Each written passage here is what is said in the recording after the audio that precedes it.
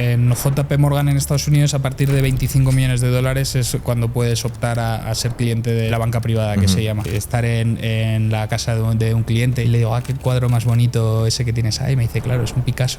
Y dices, ostras, están aquí. ¿Cuánto puede costar un Picasso? 50 millones de dólares fácilmente. Estábamos a la espera de recibir $1 billón en la cuenta. Un día de intereses de ese dinero eran cientos de miles de dólares. Fue para mí un día horrible de tensión, porque ahí sí que me estaba jugando muchísimo. Y bueno, te das cuenta del nivel de operaciones que podía suceder en el banco. ¿Ya una vez viste recibir dinero de fuentes extrañas, vamos a decirlo? Sí, claro que sí. Hola a todos y bienvenidos a este nuevo podcast. Hoy estoy con un ex-trader de Wall Street, ha trabajado en JP Morgan, el banco más grande del mundo, y actualmente country manager de T-Republic, un broker que ya conocemos perfectamente en el canal, que le está permitiendo invertir de forma segura a más de 4 millones de europeos. ¿Qué tal, Antón? ¿Cómo estamos? Hola, Adri. Muy bien. Muchas gracias por la invitación hoy. Para quien no te conozca y no sepa cómo llegas a todo esto que he comentado, ¿qué es lo que te llama la atención para acabar dedicándote al sector bancario? Bueno, yo creo que es un poco lo que te va trayendo la vida, ¿no? O sea, yo soy de Bilbao y estudio ahí pues en el colegio, luego en el instituto público. Hago la carrera de Derecho, no sé muy bien por qué. Mi padre había estudiado Derecho y no tenía muy claro lo que quería hacer, y pues me lancé a hacer algo que te permite tener las distintas puertas abiertas, ¿no? Pues puedes trabajar en empresas, en bancos, en despachos, etc.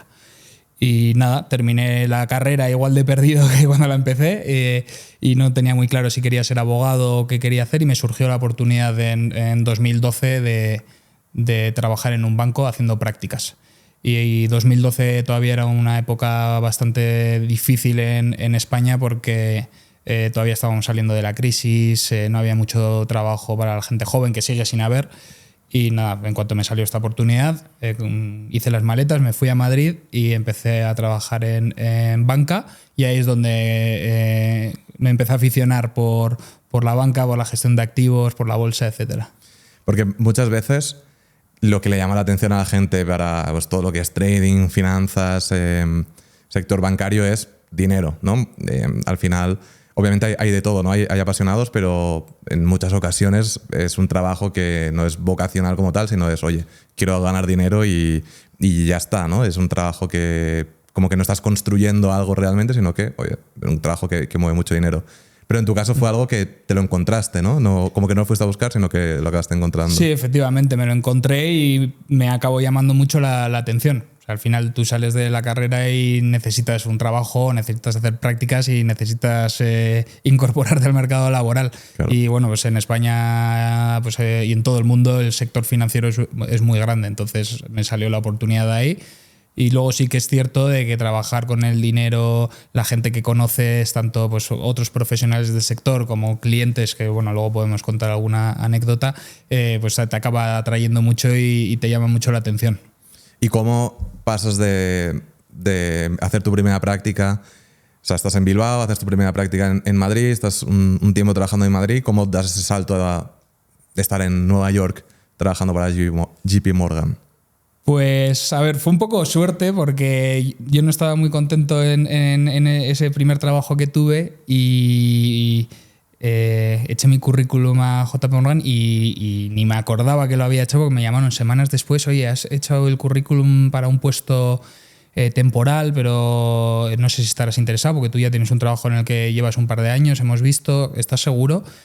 Y ahí pues me puse a mirar exactamente a ver a qué puesto había echado, y era un trabajo en JP Morgan, en la oficina de Madrid, para 8 meses solo. Y era un trabajo además en el que tenía que ayudar a los recién incorporados de la universidad que estaban trabajando ahí a hacer una tarea administrativa.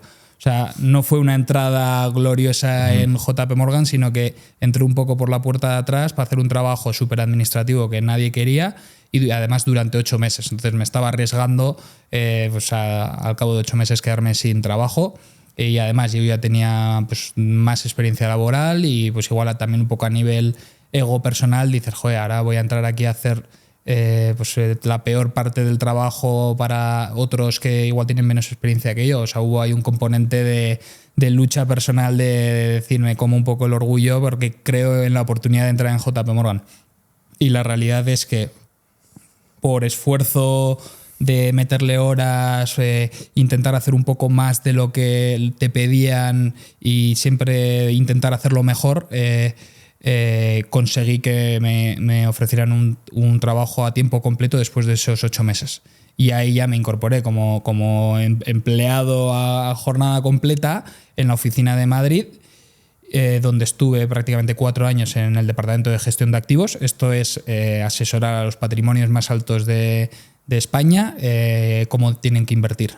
Y tras esos 4 años, otra vez tengo que tomar la decisión de o me voy fuera de España o me tengo que ir del banco. Porque ellos tienen una política súper estricta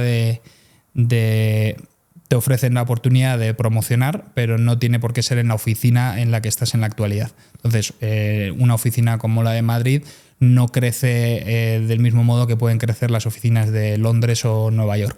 Entonces, tengo la tesitura de decir qué quiero hacer y pues digo, bueno, pues me voy y si me voy a Nueva York, que es donde tiene las oficinas centrales JP Morgan. Entonces, llegas ahí y te pones a hacer lo mismo, que es gestionar patrimonios muy, muy grandes, pero en vez de los más grandes de España, hablamos de algunos de los más grandes de Estados Unidos. Correcto, o sea, desde Estados o Unidos. Internacionales incluso, ¿no? Sí, hacíamos mucho cliente americano, pero que tenía vínculos con otros países, porque se habían ido a vivir a Londres, porque eran ejecutivos, etcétera, y cubríamos a un grupo de clientes súper especial porque eran clientes que estaban de algún modo vinculados con Estados Unidos, pero no vivían en Estados Unidos. Entonces teníamos que tener todo el conocimiento de cómo tratar fiscalmente pues, las distintas inversiones, las distintas operaciones en bolsa para gente que puede tener situaciones fiscales como muy, muy complejas. Uh-huh. Y la verdad que, bueno, ahí conoces a clientes increíbles que tienen unas carreras brutales, que han montado negocios de la nada. O sea, fue una experiencia increíble y no solo por todos los clientes, sino también por el tipo de trabajo que hacíamos y los profesionales con los que te mueves. Uh-huh. Porque ahí, ¿qué tipo de clientes teníais? ¿A partir de cuánto dinero puedes tener acceso a ese servicio? Sí, en JP Morgan en Estados Unidos, a partir de $25 millones es cuando puedes optar a ser cliente de la banca privada, que uh-huh. se llama. Entonces es gente que no es que solo tenga esa cantidad de dinero y la deposita en su totalidad en el banco, sino que tienen varios bancos con cantidades similares. Estamos hablando de los patrimonios más elevados del mundo. Claro, y esos sean tus clientes, al final la gente con la que tú hablabas. ¿Y qué equipo está detrás de todo esto que hacías para gestionar el patrimonio a toda esta gente? Sí, bueno, a este nivel de gestión de activos, los bancos suelen poner a varias personas alrededor del cliente, ¿no? Tú tienes por un lado el banquero, que era yo en este caso. O sea, al final tú gestionas un poco la relación, ¿no? Pues no solo la relación personal, sino ser el punto de contacto para otro tipo de solicitudes que te puedan venir y que necesites gestionar internamente. Pero además el cliente tiene una persona dedicada a gestionar la cartera. Si es una cartera, pues imagínate, indexada, pues se asegura de elegir siempre los mejores vehículos, de que la cartera siempre esté bien rebalanceada, si hay que hacer algún cambio, implementarlo a tiempo, etcétera. Esa persona está mirando el día a día de la cartera. Y si quieres tienes un tipo de cliente que le gusta igual hacer más trading, pues también te va dando ideas de inversión, etcétera. Es lo que llamamos el gestor de carteras. Y luego había otras 2 personas que eran un asesor fiscal. Al final, por lo que te mencionaba anteriormente, todas estas operaciones de bolsa y de gestión de activos siempre tienen un componente fiscal muy importante, porque no son personas que viven en un único lugar, o tienen negocios o tienen sociedades. Entonces hay que tener siempre claro esa parte de la fiscalidad de cada inversión, ¿no? Y luego, por último, una persona que hace las operaciones de préstamo y crédito. Al final, los grandes patrimonios suelen hacer un uso muy eficiente de la deuda, pues para comprar casas, para comprar yates, para comprar aviones, para comprar arte. Entonces siempre hay un equipo dedicado a mirar cómo se le puede prestar dinero a gente pues, que igual quiere optimizar la rentabilidad de su cartera pues pidiendo prestado, o no quiere vender su cartera porque igual tiene muchas plusvalías y quiere comprarse un barco, pues le prestas el dinero, ¿no? Uh-huh. Eso creo que es interesante, y en España no se conoce mucho. Y es el hecho de pignorar, ¿no? Que es pues cuando tienes una cartera de inversión, por ejemplo, tienes 1 millón en bolsa, pues en vez de vender ese 1 millón en bolsa para tener dinero para lo que tú comentabas, comprarte un coche, un yate o alguna cosa que te quieras comprar, lo que hace mucha gente es que lo pignora. Entonces, como que el banco te deja dinero y es como estar hipotecando tus activos. Sí. Pero realmente esos activos siguen siendo tuyos, siguen subiendo, y en el momento en el que quieras devuelves el préstamo y ya está. Y te permite también no pagar impuestos, porque si vendes pagas impuestos. Claro, o sea, tú puedes evitar pagar impuestos y lo que haces es pedir dinero prestado para no tener que vender tus inversiones que pueden tener plusvalías, o simplemente por pura estrategia financiera. Si tú estás pidiendo dinero que te cuesta un 3% anual y le estás sacando una rentabilidad del 10% anual, estás obteniendo un 7% de rentabilidad sobre un dinero que no es tuyo. Uh-huh. Y esto a nivel personal no se hace tanto, con el inversor de a pie como puedo ser yo, pero igual lo hacemos con una hipoteca para la casa, pero no lo solemos hacer con la parte de inversiones, y sí puede tener muchísimo sentido.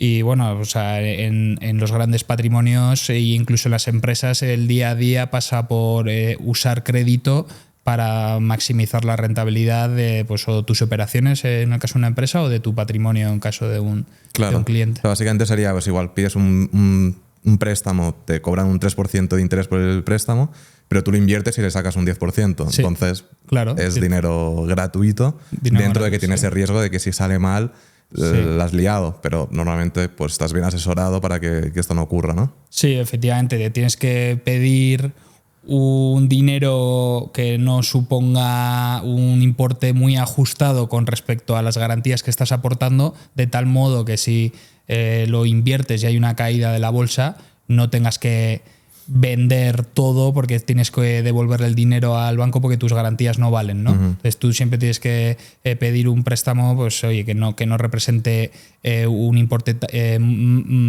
muy cercano al valor de las garantías, ¿no? Sí. Eso por un lado. Y luego tener garantías y tener inversiones bien diversificadas, ¿no? O sea, si tú pides un dinero para invertirlo al 10%, que no sea en una única acción, que puede ser que esa acción de repente le vaya muy mal. Si tú lo haces de una manera súper diversificada, aunque caiga, probablemente la caída sea más moderada porque es una caída de todo el índice y no vas a ponerte en una situación de riesgo. Y del mismo modo, si tus garantías mantienen un valor adecuado porque están bien diversificadas, aunque pases por un periodo complicado, consigues no tener que ir al banco y decirle, oye, mis garantías han perdido valor, te tengo que repagar el crédito y tengo que malvender todo. La idea es poder mantenerlo en el tiempo y beneficiarte de esa operación, ¿no? De sacarle el 10% cuando solo estás pagando el 3%. Eso. Y durante tus años en Nueva York habrás visto todo tipo de cosas con clientes. A ver si nos puedes explicar alguna anécdota curiosa.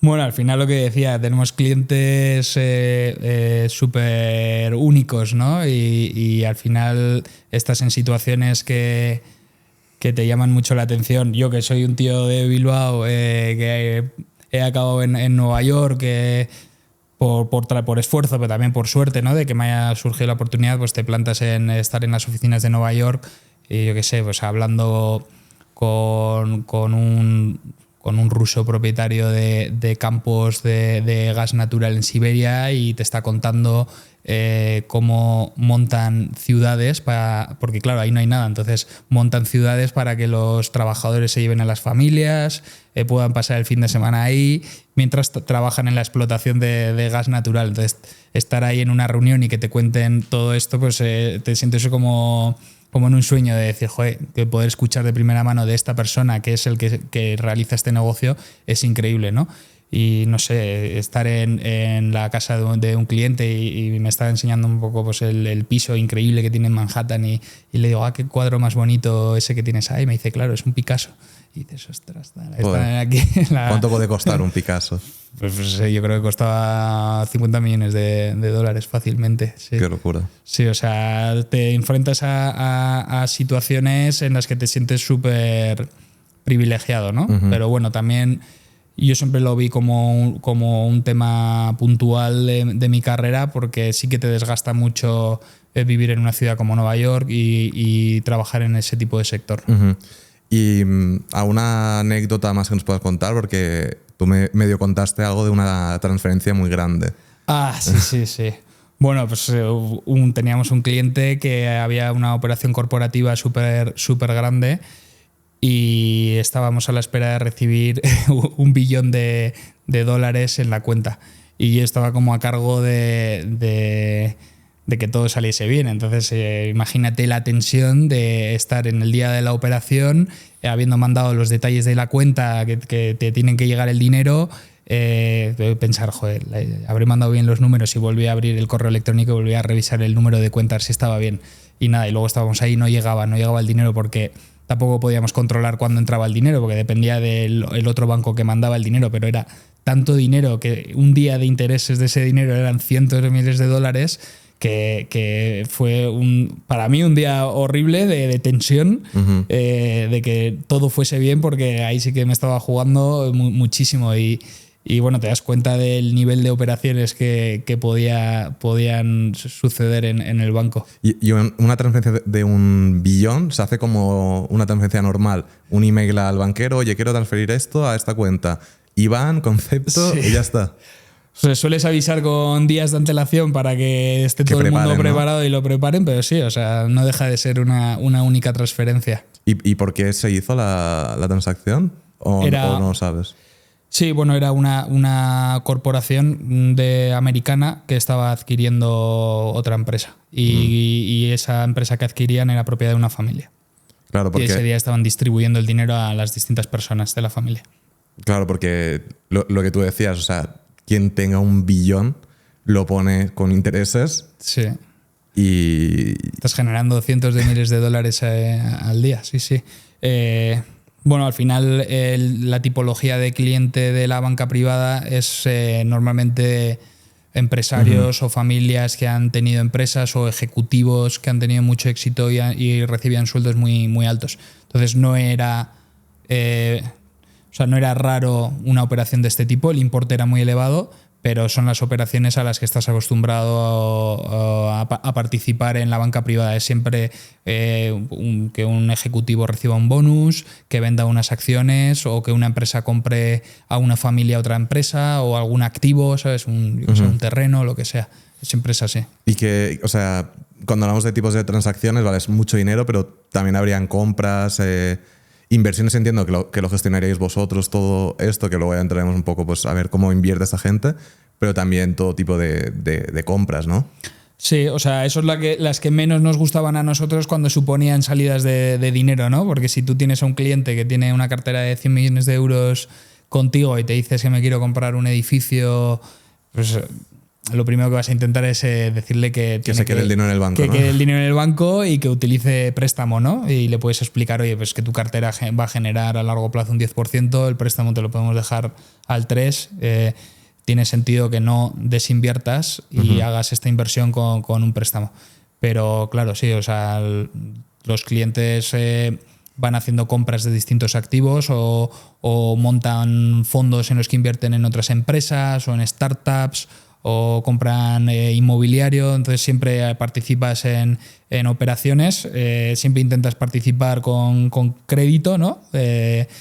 Porque aporta valor, pero bueno, luego cada cliente toma su decisión. Y luego tienes operaciones más únicas como las que mencionaba antes de comprar yates, comprar barcos, uh-huh. A eso haces la financiación, o sea, hay operaciones muy curiosas. Una vez le prestamos dinero a un cliente contra una colección de coches antiguos.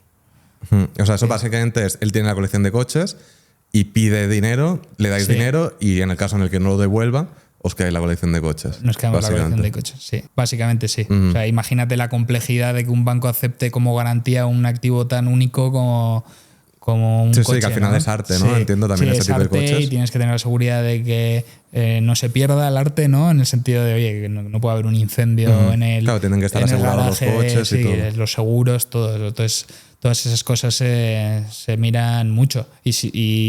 Y JP Morgan está en la posición en la que está a día de hoy como banco porque han tenido unas medidas de análisis de riesgos de este tipo de operaciones muy, muy buenas, ¿no?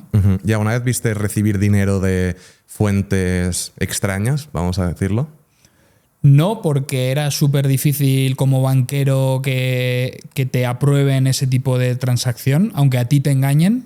O sea, te venga un cliente y te diga no, porque a mí mi dinero viene de esta empresa y tú te lo creas, luego el banco hace una revisión de todo brutal y en muchos casos o rechazabas tú como banquero algo que no te cuadraba o el propio banco en las medidas de análisis evitaba que entrara algún cliente sospechoso, que digamos, ¿no? Y sí que lo intentan, pues oye, gente que tiene negocios ilícitos o negocios que no están bien vistos, pues se tratan de evitar, ¿no? Y yo creo que ahora hay muchos bancos que, por ejemplo, no quieren operar con plataformas que ofrecen criptomonedas, ¿no? Y les cierran sus propias cuentas de empresa. Y entonces de repente hay sectores que se vuelven problemáticos y no quieres verlos y luego igual en el futuro los vuelves a aceptar, pero es el banco un poco el que va analizando el riesgo de lo que se llama el origen del dinero, ¿no? Claro, sí, es el propio banco lo que va decidiendo, oye, ahora sí, ahora no, esto es muy nuevo, esto no es muy nuevo. Entiendo que estos clientes ganarían mucho dinero también con sus inversiones y tal, pero también lo perderían. ¿Alguna vez has visto perder mucho dinero?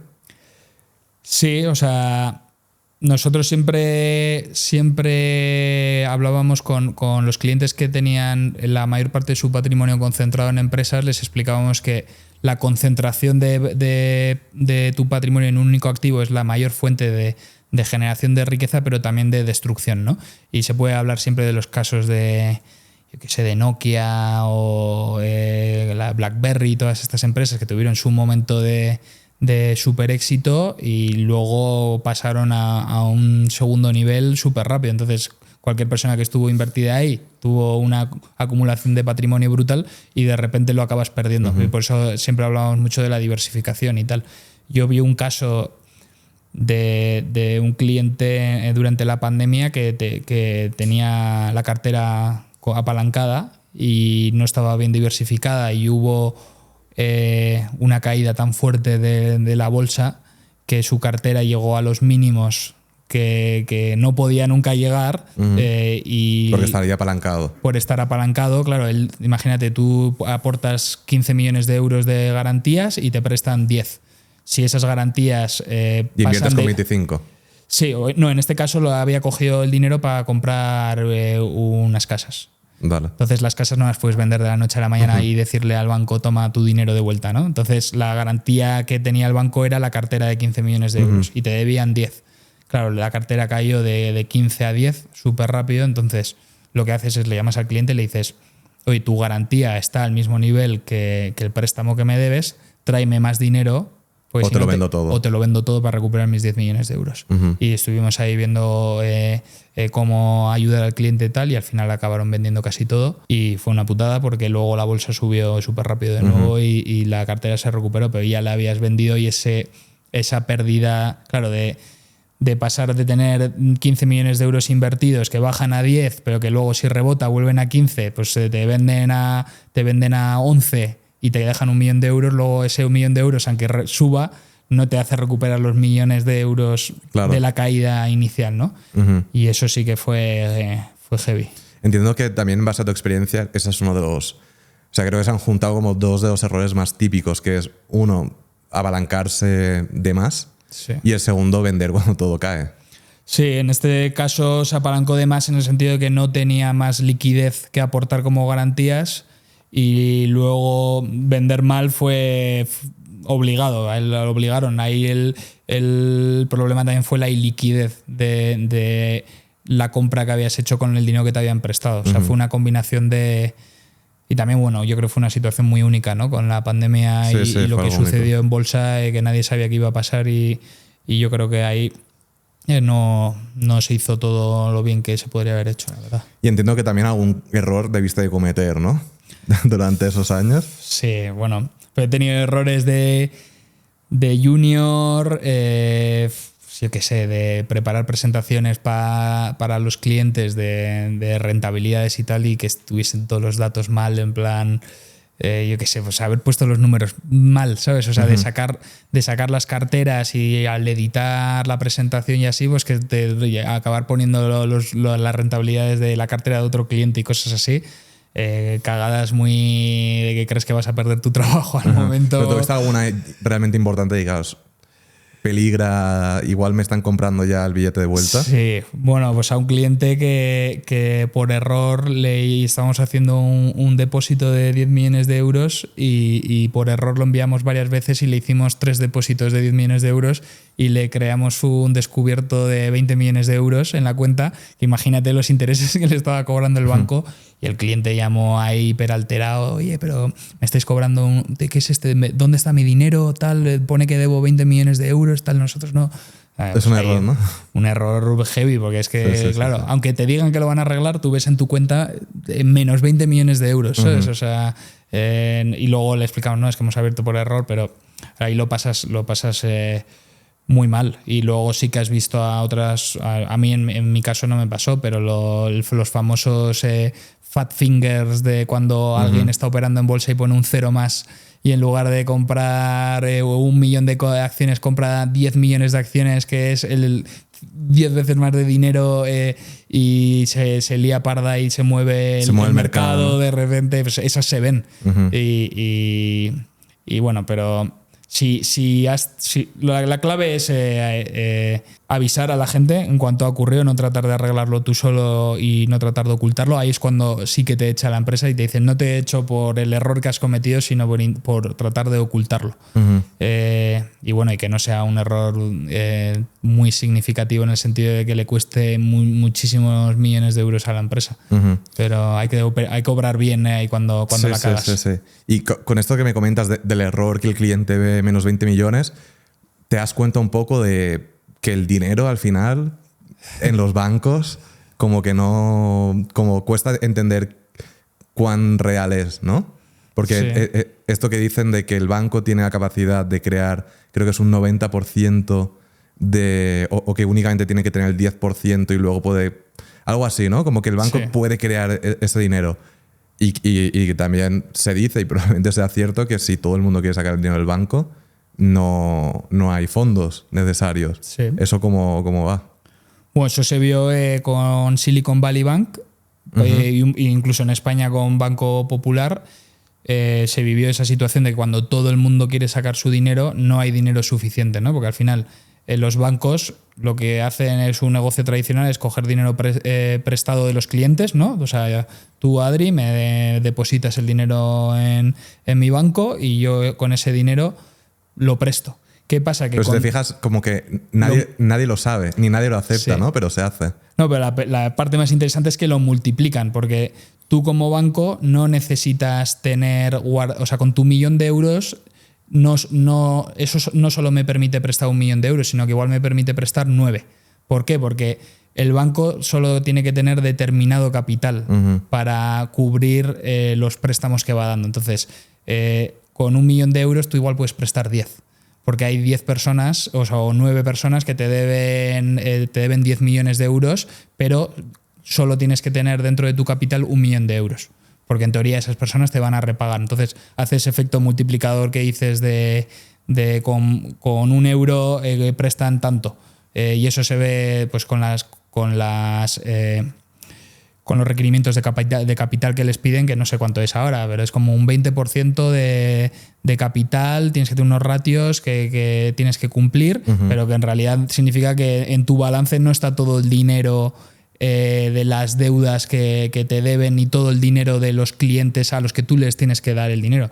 Por eso, cuando hay una situación de que todo el mundo quiere sacar el dinero a la vez, no está ese dinero porque lo has prestado de manera multiplicada y tú no puedes ir a toda la gente que le has prestado el dinero y decirle que devuélveme el dinero ahora. Claro, el banco como tal tiene el dinero, Sí. lo que pasa que lo ha prestado, Sí. ¿no? Tiene deudas.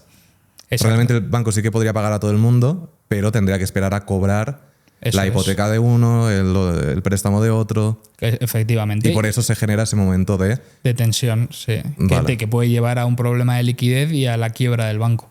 Y bueno, pues en el caso de Silicon Valley lo que les había pasado es que tenían el dinero pero lo tenían invertido en deuda de mucha calidad pero que era muy a largo plazo.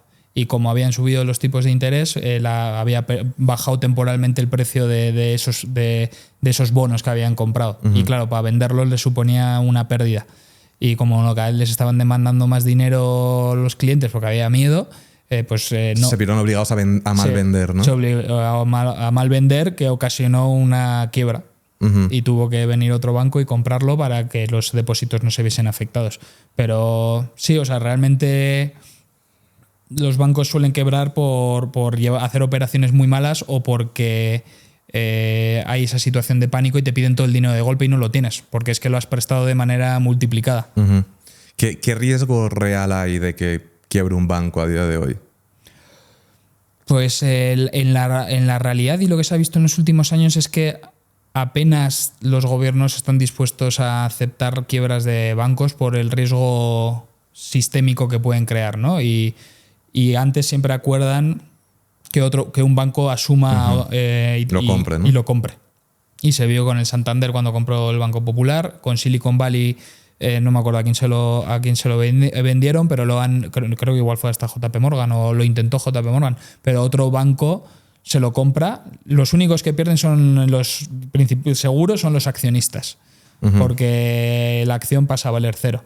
Pero el cliente y el usuario no ha tenido ni que utilizar el fondo de garantía de depósitos, que te cubre hasta 100.000 euros en Europa y en Estados Unidos también tienen un formato similar, porque antes han llegado a un acuerdo de que ese banco sea adquirido por otro que asegure la disponibilidad de esos depósitos. Entonces, a mí me parece que el riesgo es bajo y sobre todo en Europa la regulación cada vez es más alta, las exigencias de solvencia y de capital se han ido aumentando con el tiempo, entonces cada vez los bancos son un poco más prudentes en cómo prestan el dinero de los clientes, ¿no? Sí, porque aquí en Europa todos los bancos tienen el seguro de hasta 100.000 euros que está asegurado por un organismo europeo, que básicamente esto lo que te dice es, oye, si quiebra, te devuelven hasta 100.000 euros. Lo que tengas en la cuenta hasta esa cantidad. Y luego también lo estábamos comentando antes de grabar, que lo más seguro de todo es tener el dinero no en un banco, sino en activos. Que ese activo puede estar en un banco, en un broker, pero básicamente activo. O sea, como que siempre va a ser más seguro tener un bono, una acción, un ETF o cualquier tipo de activo financiero que tener el dinero en el banco. Porque si tú, por ejemplo, tienes un montón de ETFs en Silicon Valley Bank y quiebra, como que esos activos no entran dentro del balance del banco, ¿no? Como que están a tu nombre, entonces no afecta en ningún momento. O sea, la ley te obliga a segregar los activos del banco, o sea, los activos de los clientes tienen que estar segregados de los activos del banco. Entonces, si el banco quiebra, tú sigues siendo titular de las acciones del ETF o las acciones de la empresa que te has comprado en bolsa. Eso sigue estando a tu Pero te nombre. obliga a segregar, pero el dinero no. El dinero no, porque es la naturaleza del negocio del banco, ¿no? Claro. O sea, y no nos olvidemos, tú cuando llevas tu nómina al banco, le estás prestando el dinero al banco para que el banco haga negocio. Y bueno, luego hablaremos un poco de qué es lo que hacen, ¿no? De lo que hacen con tu dinero y lo que obtienes tú de haberle prestado ese dinero al banco. Pero básicamente eso es lo que hacen los bancos. Por eso los organismos europeos protegen al cliente minorista de decirle, oye, como el banco está utilizando tu dinero para hacer otros negocios, yo vigilo y superviso al banco para que no haga nada mal, pero en cualquier caso te protejo hasta 100.000 euros en el caso de que el banco quiebre, porque al final es tu dinero, de tu trabajo, que lo necesitas para vivir y no puedes correr el riesgo de que lo pierdas, ¿no? Y tienes que poder confiar en el banco para tener tu dinero, ¿no? Porque no puedes empezar a desconfiar de que si el banco quiebra, tú pierdes todo y empiezas a tener el dinero en casa y corres otros riesgos, ¿no? De que, de que pase algo. Pero entonces tú como ex banquero sí que dirías, oye, el banco está bien para tener cierta cantidad de dinero, pero para proteger el dinero de verdad, mejor que esté en activos. Sí, bueno, es que ya no entraríamos solo en la protección en caso de quiebra del banco, sino en la protección de preservar el valor del dinero a lo largo del tiempo. Tienes que estar siempre invertido en activos, porque es la única manera de que ese dinero mantenga su valor, pues a través de la participación en el crecimiento de las empresas o obteniendo rentabilidades de invertir en bonos o de invertir en inmuebles. O sea, necesitas que ese dinero vaya creciendo a lo largo del tiempo. Ya no te hablo de que un banco quiebre y lo pierdas, pero tener 100.000 euros en una cuenta corriente durante 40 años y no tener ninguna rentabilidad ahí es catastrófico también para tu dinero. Sí, sigue el mismo dinero, pero... Claro, lo que puedes comprar, que tú lo has contado un montón de veces, lo que tú puedes comprar con ese mismo dinero es muchísimo menos al cabo de 20 o 30 años. Y estas grandes fortunas con las que has trabajado, luego entraremos a hablar un poco más a fondo de inversiones, pero ¿invierten cómo puede invertir una persona que tenga su portfolio de inversión, pero que en vez de tener 25 millones tiene, no sé, 100.000 euros? Muy parecido en la mayoría de los casos. Luego siempre hay peculiaridades hay gente que igual prefiere invertir en activos mucho más arriesgados porque tiene mucho dinero y puede destinar una pequeña parte y esperar 10 o 15 años a que esos activos arriesgados le den alguna rentabilidad, pero en la mayoría de los casos las grandes fortunas también invierten en acciones y en bonos, y lo hacen a través de vehículos diversificados. O sea, es decir, se compran ETFs para tener una cartera diversificada con exposición a varios países, a varias bolsas, y no se complican mucho. O sea, no hay mucho cambio en ese sentido. Lo más llamativo es el cambio del cliente de a pie de España, que ahora puede acceder a ese tipo de inversiones que antes no podía, pero los que sí que podían acceder con sus grandes patrimonios a esos ETFs con comisiones ultra bajas y tal, eran los grandes patrimonios. Entonces no cambia mucho en ese sentido. Claro, no es que las grandes fortunas hagan lo que hacen las personas de a pie, sino que las personas de a pie ahora pueden hacer lo que estaban haciendo ellos desde hace años, que antes pues para invertir en estos ETFs, estos fondos, hacía falta pues igual estar en banca privada y tener mucho dinero, y ahora es mucho más accesible, que luego comentaremos también. Algo que me genera curiosidad es cómo es trabajar en el banco más grande del mundo a nivel sueldos, además, o lo que puedas llegar a leer o de tu experiencia. Además, creo que es interesante la diferencia entre Madrid y Nueva York, ¿no? Sí. Bueno, o sea, trabajas muchísimo y tienes muchísima responsabilidad y muchísima tensión y una exigencia brutal de la empresa de dar siempre resultados, pero te pagan muy bien también. O sea, al final los sueldos de banqueros y traders en Wall Street es conocido que son súper elevados. Cuando lo comparas con el sueldo de Madrid, obviamente hay un ajuste al coste de la vida y los sueldos son más bajos, pero siguen siendo muy altos en perspectiva con el resto de la gente que trabaja en Madrid. Entonces ahí sí que te puedo decir que se cobra muy buenos sueldos en ese sector, pero es un sector que te desgasta mucho también a nivel psicológico, ¿no? Que digamos, porque siempre es un poco más, ¿no? Y al final es como se mueve la economía y la bolsa sube porque las empresas facturan más y quieren dar más beneficios y pagar mejores dividendos, y tú como empleado del mayor banco de Estados Unidos y de la mayor economía del mundo, que es Estados Unidos, pues vives esa presión constante. Y en Estados Unidos se vive de más de cerca esa presión porque está un poco en sus genes, ¿no? De vivir ahí en tensión y trabajar muchísimo y esforzarse un montón. Sí, y más con estos trabajos, ¿no? Que van con bonus, con variables, tal, esa ambición. Estás también en Nueva York, debe ser eso una locura. No sé cómo será en Estados Unidos, me imagino que será parecido, pero en Europa, al final los banqueros siempre te intentan, al menos al cliente retail, vender todo tipo de cosas, desde un seguro para lo que sea, a planes de pensiones, fondos de inversión que no son los más interesantes muchas veces. ¿Cómo puede darse cuenta una persona de a pie de lo que es bueno y lo que es malo? Mi opinión es que casi todo es malo, Sí. por no decir todo. Pero claro, yo también entiendo que los banqueros, su trabajo es ese. No son más que comerciales que tienen que vender cosas y llevarse una comisión. Pero ¿cómo podría darse cuenta una persona de a pie de eso? Pues en banca privada, como banqueros, teníamos la suerte de poder ofrecer una gama muy alta de productos y no tener mucho conflicto de interés, porque tú le cobras al cliente una comisión por el asesoramiento, ¿no? Y por gestionarle el patrimonio, y te da igual luego que ella elija una cosa u otra. Ujú. También te digo que muchos clientes con este nivel de patrimonio tienen asesores propios. De eso, oye, yo te pago a ti, asesor de mi patrimonio, para que tú me decidas entre todos estos bancos lo que tengo que hacer. Entonces siempre mantienen ahí una independencia a través de sus asesores que no tenemos nosotros en España. Lo que pasa en España es que no hay banqueros, salvo en la banca privada, pues en las oficinas y en las sucursales no hay banqueros, sino que hay comerciales del banco que van a vender lo que les han obligado a vender en ese trimestre, ¿no? Entonces, Pero de todo. Yo me acuerdo una vez que me ofrecieron hasta un coche. sí, te ofrecen que hagas un renting de un coche, te ofrecen seguros, ahora también te ofrecen que renueves tu móvil y lo pagues a cuotas, que al final es pedir dinero prestado.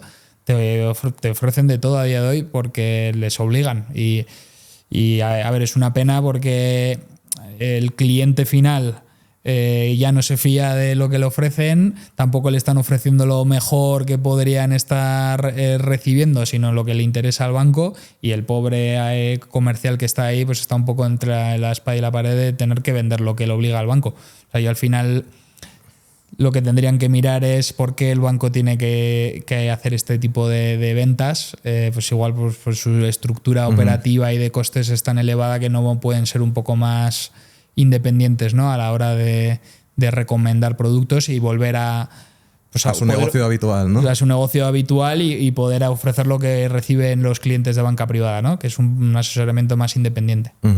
Sí, y además, esto lo hacen muchos bancos, que es que van cambiando los gestores, igual cada 3-6 meses, para que, pues, que te intente vender una cosa y si no puede, pues a otra y así dando la vuelta.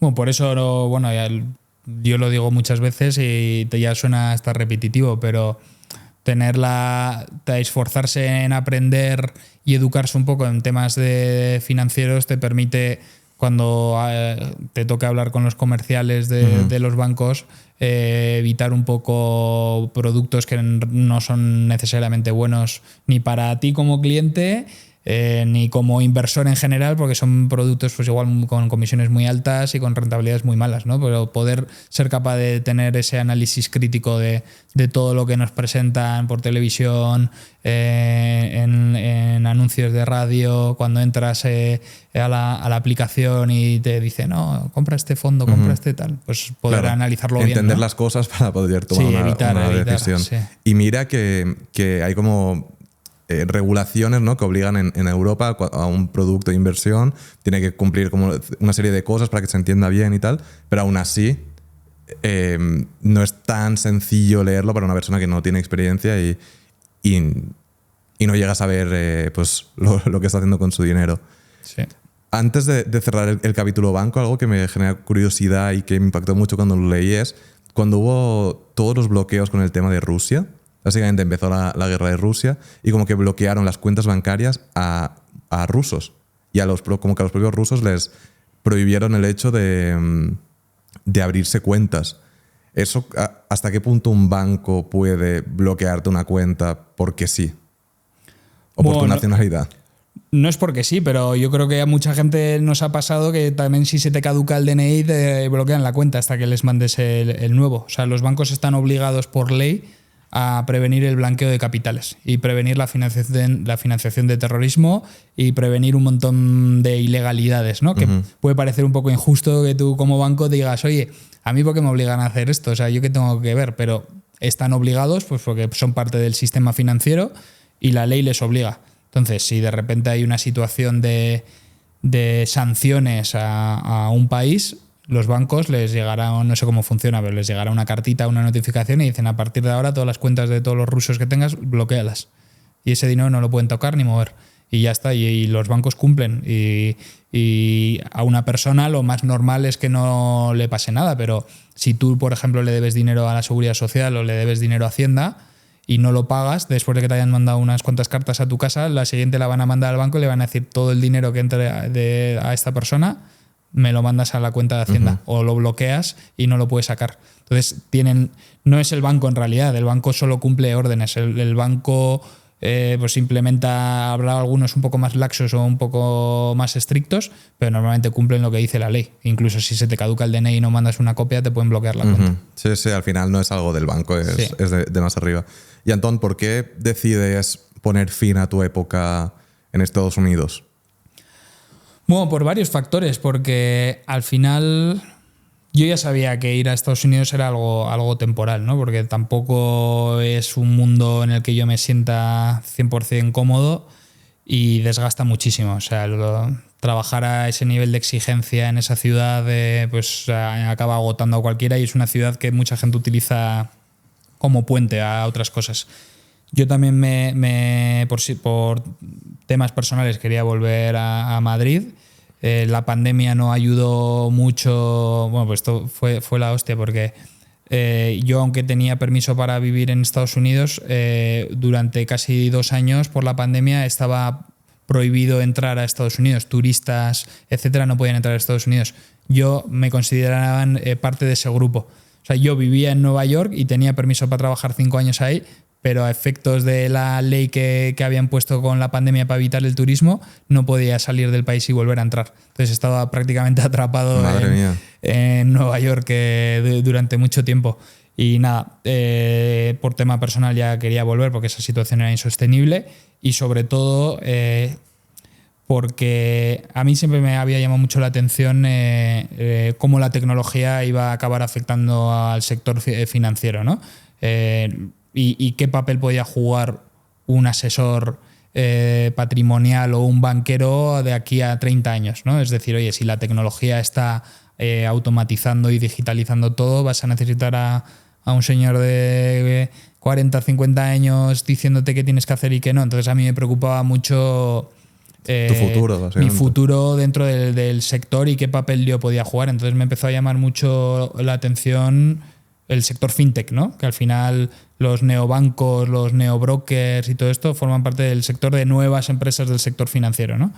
Y me puse también a mirar qué cosas yo podía hacer en el sector fintech y ahí me surgió la oportunidad de moverme a Madrid de vuelta y entrar en una fintech que se llamaba Klarna, que es una empresa sueca y fue empezar de cero otra vez. O sea, ya no te digo solo a nivel tipo de trabajo, sino que de sueldo me bajé un 80% del sueldo para volver a Madrid. O sea, de estar cobrando en Nueva York un buen dinero, vine a Madrid y no cobraba casi nada. Cobraba menos de lo que cobraba hacía 8 años. Y fue duro psicológicamente y no sé si me llegué a equivocar o no después de 10 años de carrera empezar de cero en una empresa tecnológica, en otro sector y cobrando tan poco. Y fue duro para mí pasar por todo eso. Todavía no sabré si mereció la pena o no. Luego pues, acabé en Trade Republic y yo quiero creer que mereció la pena, pero en su momento dije, madre mía, ¿qué he hecho? Estoy aquí cobrando una miseria en un sector que Klarna además es un poco más de tema de tarjetas y pagos y tal, que no es un sector que me llame mucho la atención y lo pasé un poco mal al principio, sí.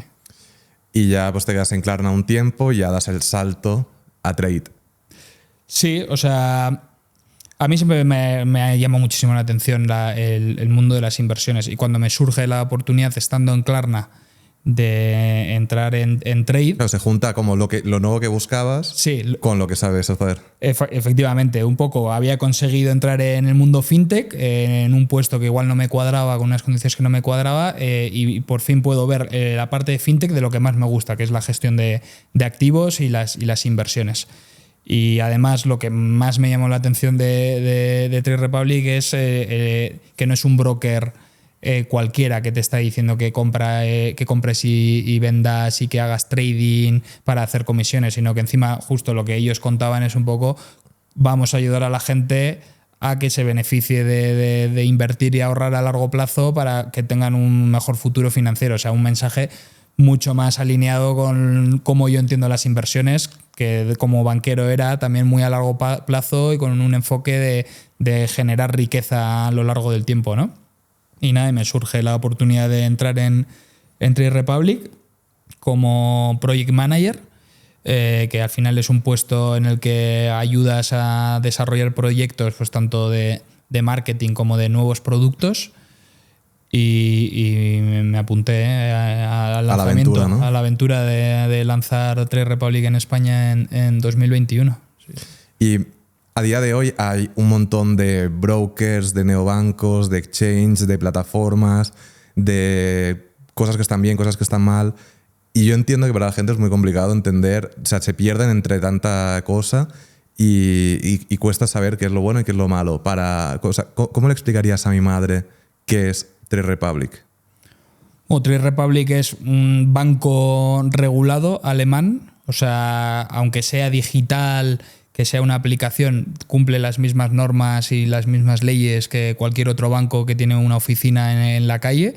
O sea que a nivel seguridad de los activos, del dinero, es lo mismo.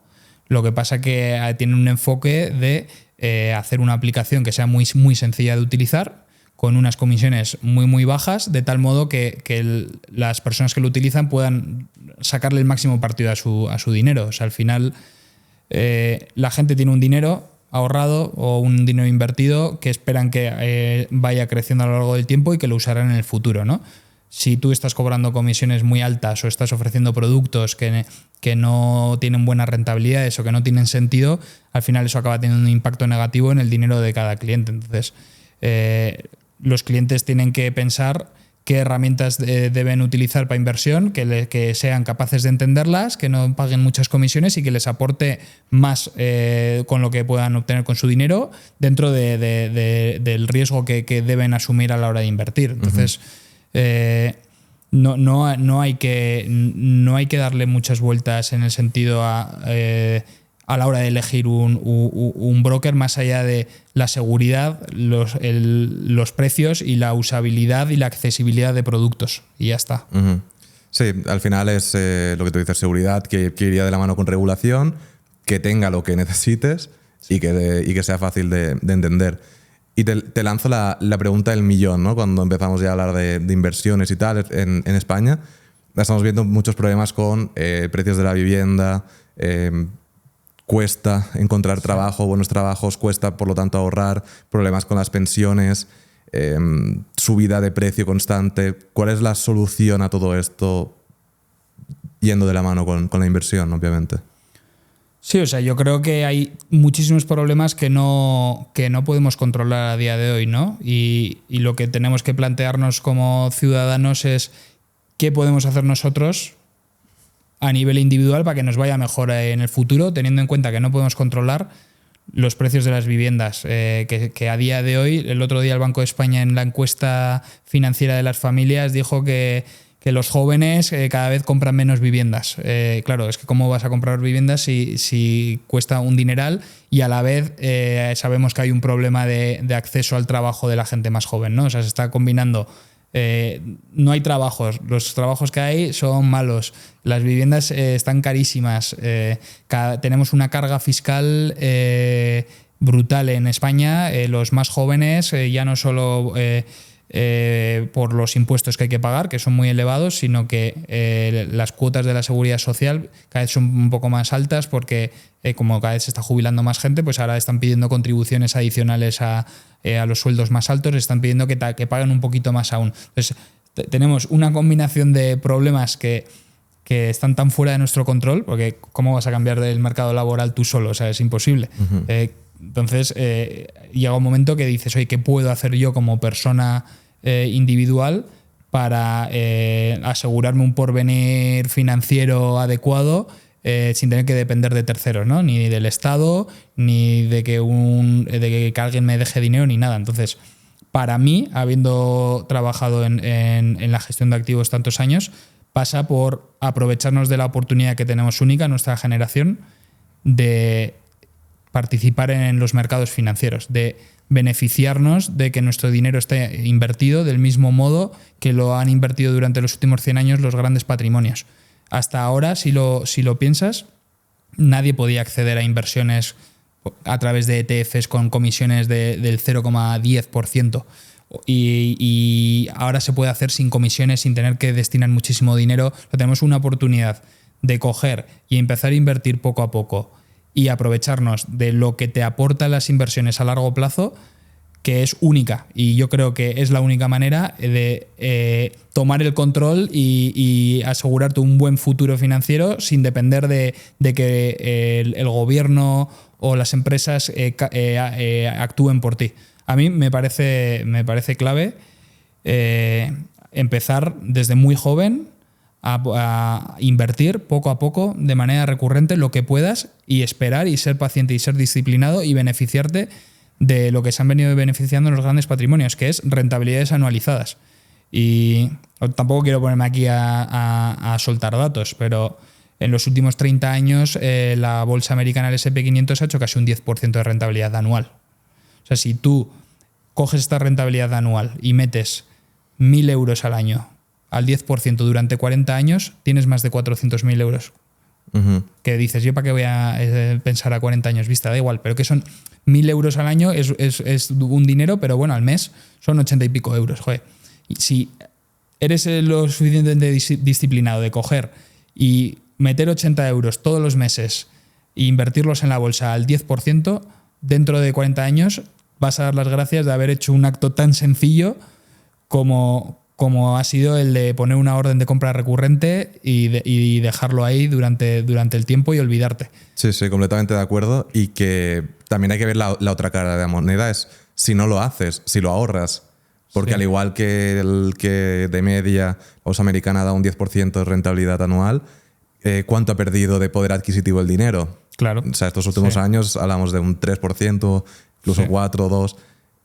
Y eso también tiene interés compuesto, ¿no? Al igual que hay interés compuesto para arriba, lo hay para abajo con la inflación. Sí. Entonces, creo que habría que comparar lo que vas a ganar si inviertes contra lo que no, o sea, contra el poder adquisitivo que vas a tener si no inviertes. Sí, efectivamente. O sea, al final, si coges la calculadora de interés compuesto y ves los 1.000 euros, lo que suponen de ahorro al final de todo ese periodo, pues habrás ahorrado 40.000 euros, ¿no? De 1.000 euros al año. Toda la diferencia de 40.000 a 400.000 son intereses a tu favor de la rentabilidad anual, ¿no? Todo eso te lo habrás perdido si no inviertes, y además le tendrás que restar el 3% de inflación. O sea, tus 40.000 euros realmente en términos reales de valor al cabo de 40 años será la mitad de valor. O sea, tendrás 20.000 euros porque los precios de las cosas habrán subido tanto que los 40.000 euros no valen tanto. Entonces, para mí, esa es la solución que tenemos a nuestro alcance, y es lo que promuevo yo, que debería hacer todo el mundo. O sea, ya no te hablo ni de Trade Republic. O sea, si no lo quieren hacer con Trade Republic, que lo hagan con otra plataforma, pero que tomen la disciplina de hacerlo, porque va a ser diferencial para su futuro haber participado del crecimiento económico a través de las bolsas, invirtiendo todos los meses, olvidándote de manera diversificada y sin pagar comisiones. O sea, al final es tu dinero. Si tienes una manera de invertir que solo te cuesta el 0,10, aprovéchala, ¿no? No pagues el 2% que te cobran en un fondo de inversión. Y si tienes una cuenta en el banco que no te está pagando ningún interés, que sepas que ese dinero realmente te debería estar dando intereses, porque el banco está cogiendo tu dinero y lo está o prestando a otros clientes y les están cobrando, o lo están enviando al Banco Central Europeo y les están pagando el 4% de interés anual. Eso creo que es importante entenderlo bien, porque poca gente lo sabe, especialmente en España, porque no hay cultura de esto y los bancos se aprovechan de esto, pero es todo el mundo que tiene dinero en un banco español o de prácticamente cualquier parte del mundo, ese dinero está generando intereses. Sí. Pero en la gran mayoría de los casos, al menos en España, esos intereses se los queda el banco. Y hablamos de miles y miles de millones de euros que están ganando los bancos, mientras que lo que está haciendo Trade Republic es ese dinero repartirlo, o sea, darlo al usuario. Que también creo que es importante porque mucha gente igual ve lo de los intereses de trade o de donde sea y dice, vale, pero ¿esto de dónde viene, no? Yo soy la típica persona que cuando ve dinero así dice, vale, es interesante, pero quiero entender de dónde viene. Y al final viene de ahí, del Banco Central Europeo, que tiene unos tipos de interés y que así se generan, básicamente. Sí. Y que se están generando aunque tú no estés beneficiando aunque no los de estés ellos. recibiendo. O sea, el Banco Central Europeo al final determina lo que es el valor del dinero en cada momento, ¿no? Y lo que hacen es regular los tipos de interés. Entonces, tú cuando le prestas tu dinero al banco, el banco lo puede prestar a otros clientes a través de hipotecas o préstamos, o lo deposita en el Banco Central Europeo. El Banco Central Europeo es el banco de los bancos. Uh-huh. Y por depositar el dinero ahí, el Banco Central Europeo le da un 4% al año a ese banco que ha metido el dinero en el Banco Central Claro. Europeo. Para hacerlo súper fácil es, la gente tiene el dinero en el banco, tú metes tu nómina en el banco y tu banco lo manda al Banco Central Europeo. Y le dan el 4%. Y le dan el 4% y ya está. Lo que hace Trade Republic es ese 4% que nos da el Banco Central Europeo, se lo damos al cliente en su totalidad. O sea, no es que nosotros estemos haciendo una promoción especial o estemos perdiendo dinero por captar dinero, no. O sea, el 4% que da el Banco Central Europeo a día de hoy por ese dinero, nosotros se lo damos al cliente en su totalidad. Cuando ves la industria bancaria en España, lo que están pagando las cuentas, no están dando nada. Y luego en las noticias se ha visto que los bancos están teniendo beneficios históricos. O sea, al final, si en España hay 1 billón de euros, que 1 billón de euros es 1 millón de millones de euros, o sea, un montón de ceros, hay 1 billón de euros en cuentas de efectivo y depósitos. Uh-huh.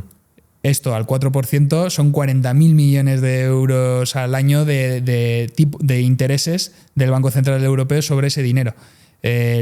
Ninguno de los grandes bancos está pagando muchos intereses o ninguno en absoluto sobre este dinero, pero a su vez han reportado en 2023 26.000 millones de euros de beneficios. Entonces, empiezas a unir los puntos y te das cuenta que los beneficios históricos que está obteniendo la banca están viniendo de los intereses que no están pagando al cliente que se los podrían pagar. Nosotros, como empresa de nueva creación, como utilizamos la tecnología para reducir costes, podemos hacer esta transición de coger el 4% y dárselo al cliente final. La banca tradicional tiene una estructura de costes y una operativa más complicada y no pueden hacer esto, ¿no? Entonces tienen que quedarse ese dinero para poder obtener beneficios. Al final, pues es una decisión que toma el banco a riesgo de que muchos clientes se puedan ir. Yo personalmente prefiero que el 4% en tu bolsillo esté que en mi el bolsillo, banco, ¿no? porque lo voy a necesitar y porque puedo beneficiarme del efecto compuesto del 4% ahora, o luego de invertir ese dinero en un ETF a largo plazo.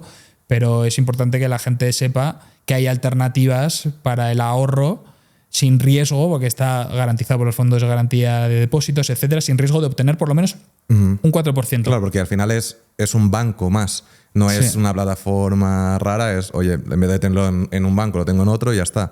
E incluso, al ser una cuenta bancaria, pues es como una cuenta bancaria que envías el dinero, lo retiras, haces lo que quieres con él cuando tú quieres. Y que, yo qué sé, vendes un coche en un momento de tu vida, te mandas ahí el dinero 2 meses, hasta que te compras otro, pues esos 2 meses, en vez de estar ese dinero en X banco, pues lo tienes ahí y, oye, has ganado algo por nada. Sí, incluso el fondo de emergencia que todo el mundo tiene, pues en vez de tenerlo al 0%, lo tienes al 4%. Y si tienes 10.000 euros, que es un dineral, pues tienes 400 euros más al final del año y punto, ¿sabes? O sea, es lo que genera tu dinero, ¿sabes? Lo puedes decidir que sea beneficio de un banco o puedes decir que sea beneficio para ti. Yo, con la situación que comentábamos antes para los más jóvenes, con todo lo que nos va a tocar lidiar, yo prefiero que la gente tenga el hábito de obtener remuneración del dinero en efectivo y que tengan el hábito de invertir lo que puedan. por muy poco que sea. Nosotros damos la posibilidad de que a partir de €1 inviertas en un ETF que hasta hace 5 años no se podía comprar en casi ningún lado y solo lo compraban los grandes patrimonios. Ahora lo puedes comprar. Crear el hábito, empezar poco a poco. Si hay mucha desconfianza, puedes empezar con poco dinero, ¿no? Empieza con 5 euros, con 10 euros, me da igual, pero empieza a hacerlo y vas a ir viendo cómo la bolsa, por mucho que suba o baje, no es un casino. La bolsa es un reflejo de la economía real. O sea, las acciones de las distintas bolsas suben porque el valor de esas empresas va aumentando, porque esas empresas venden productos, ¿sabes? Venden teléfonos, venden coches, el valor de los coches va subiendo a lo largo del tiempo, entonces la empresa va teniendo también beneficios absolutos más elevados, entonces vas participando en el crecimiento económico y las economías del mundo funcionan así. Sí, es que al final con todo el tema de la bolsa, inversión y tal, por muchas películas o porque directamente nadie nos lo ha enseñado, vemos como un mundo y cuando se baja a tierra, pues dices, vale, que es una acción, es una empresa.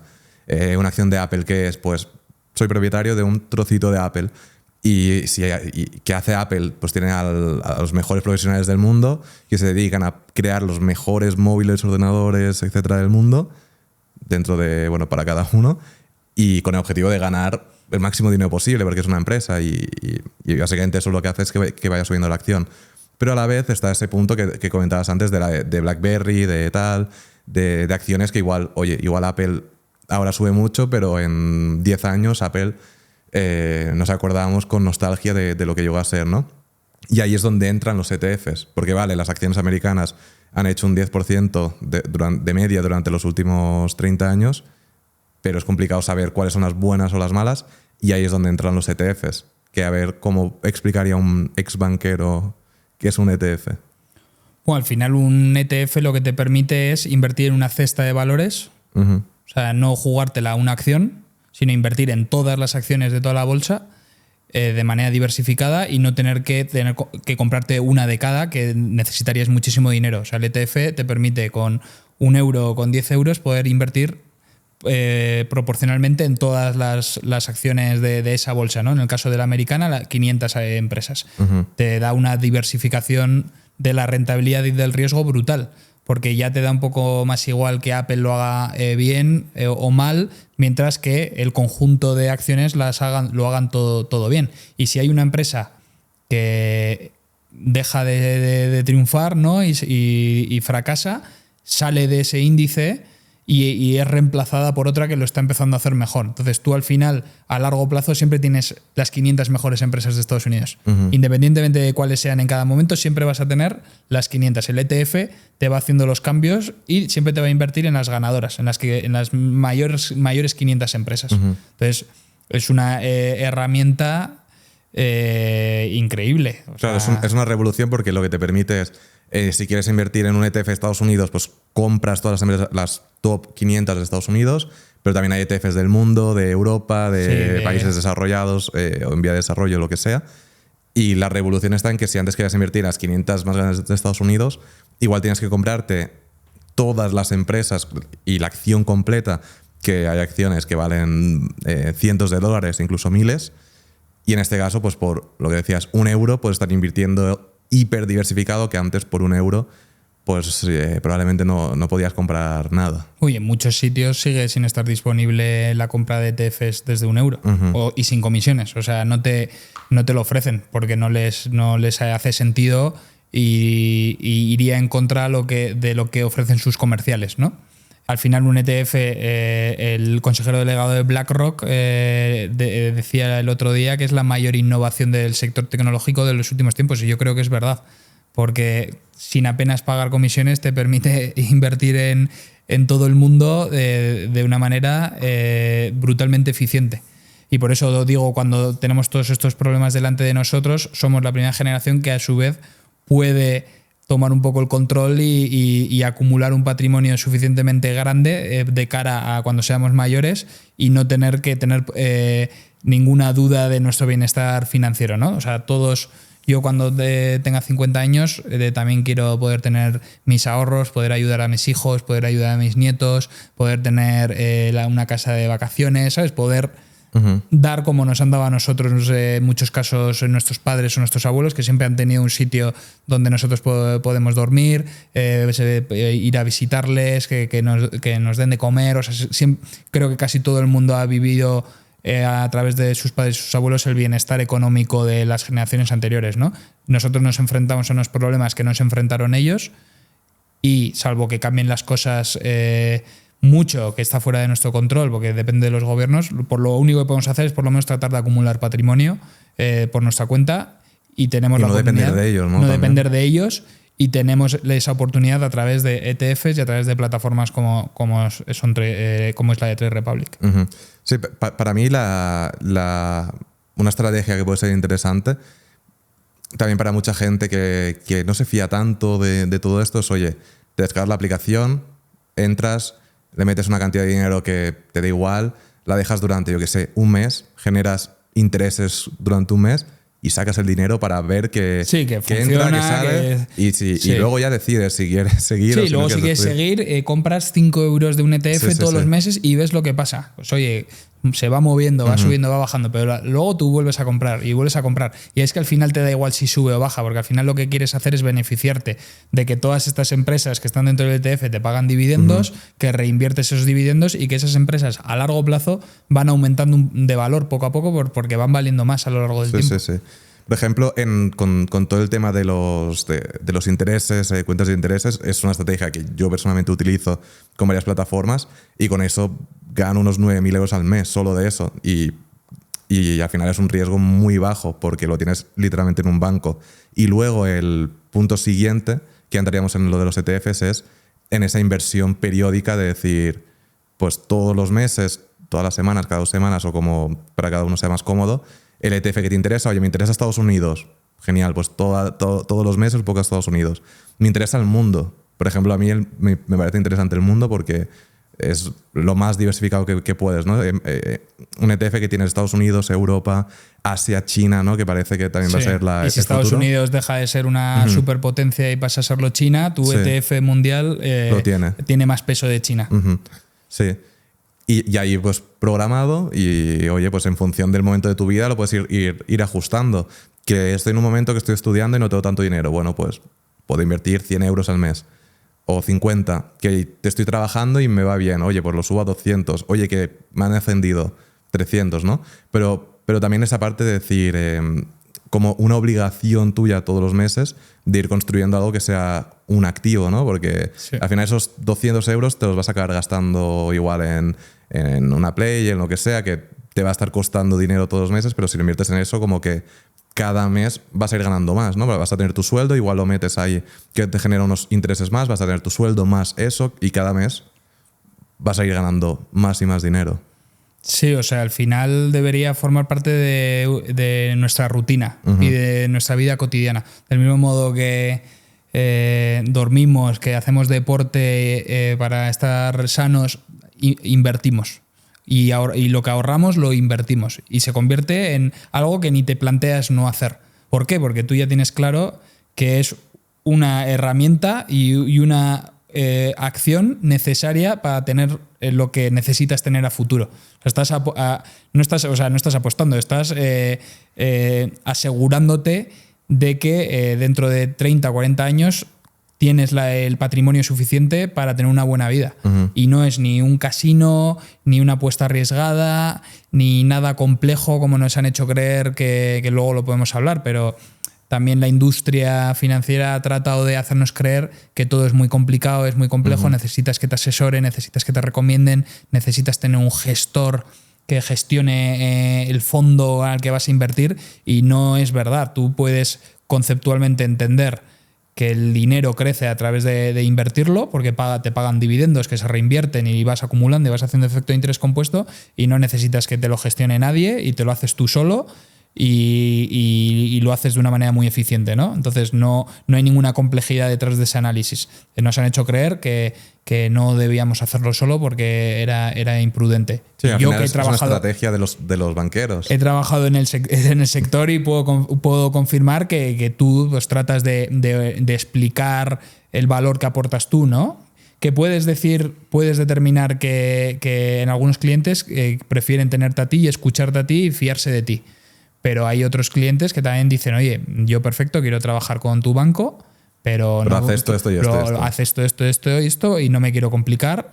Y al final es la solución para la mayoría de nosotros. Decir, oye, yo no quiero hacer estrategias de inversión complejas, yo quiero comprar el índice y olvidarme, ¿no? Uh-huh. Y cualquier persona que haga eso y lo considere una rutina y parte de lo que deben hacer para su futuro, y le va a ir muy bien. O sea, yo no tengo ninguna duda. Como responsable de Trade Republic lo recomiendo independientemente de hacerlo a través de mi plataforma, pero como ex banquero creo que es la mejor solución que tenemos a día de hoy para mitigar todos los problemas que tenemos por delante. Uh-huh. Sí, y creo que también hay que recalcar dos cosas, y es que lo que nos van a ofrecer, porque los bancos también, si tienes dinero, te van a ofrecer fondos y estrategias de inversión que van a ser similares a los ETFs que comentábamos, ¿no? Pues un fondo de inversión en Estados Unidos o en el mundo o en Europa o en España incluso. Lo que pasa es que se ha demostrado históricamente que en la gran mayoría de los casos estos fondos que te van a ofrecer, por ejemplo, un fondo que invierte en Estados Unidos va a ser menos rentable que invertir directamente en el ETF indexado. O sea, número uno, va a ser menos rentable, y número dos, las comisiones que te van a poner van a hacer que si ya era menos rentable, pues va a ser aún menos rentable, porque te van a cobrar igual un 2, 1, 3% anual de comisión por el dinero que tienes ahí. Entonces, como que pues sí, únicamente con esa comisión ya te va a valer mucho más la pena hacerlo tú solo, y además que históricamente ha sido más rentable.